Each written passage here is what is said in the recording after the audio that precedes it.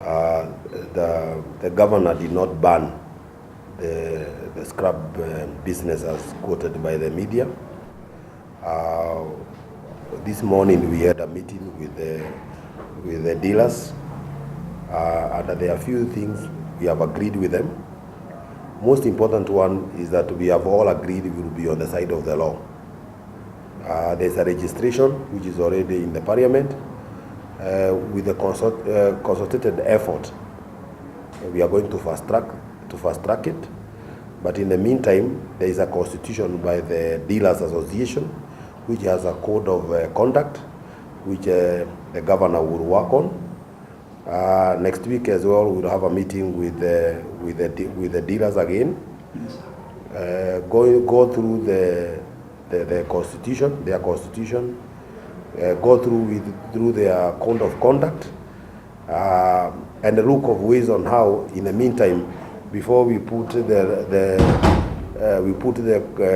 registration in the parliament or is passed, to agree on how do we regulate this business, because we want to promote this business, we want to encourage it, but we have all of us have agreed that this is a business that we need to regulate in terms of the supply of the scrap metals, who supplies them, where are the sources, because as a county, and we are losing a lot of money because of advertising.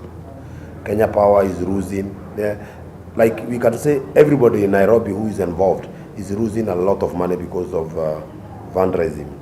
And we don't want the members of IMSA to be victim, because they can also regulate this business. We as responsible citizens equally condemn the vandalism that we have been seeing along our major highways, because these are major investments done by Kenyans, because it's our taxes. However, we had a meeting in the morning concerning purported misreportation of what happened last week, that the governor has banned all the scrap metal business. I think he was very categorical that he didn't ban, but what he really wanted is how to streamline the business so that we can get hold of the vandals.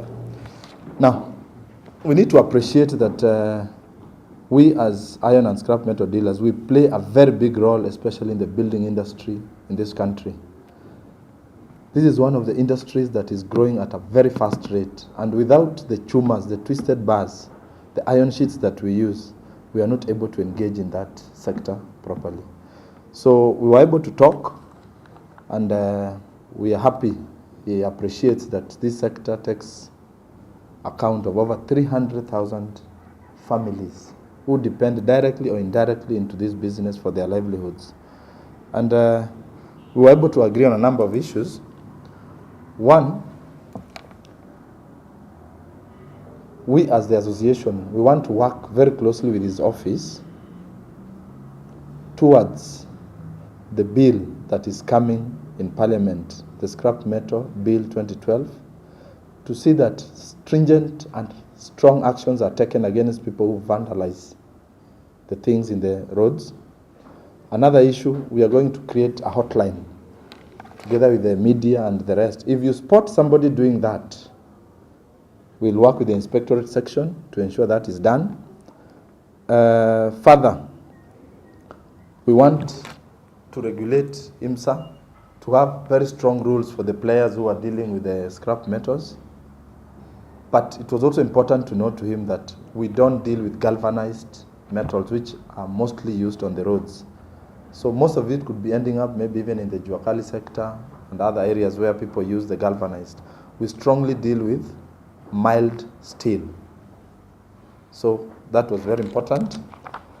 We further agreed that we'll have continuous assessment within ourselves and the dealers who is dealing with what, so that if you're found handling scrap from the highways and the rest, should be banned and fined seriously.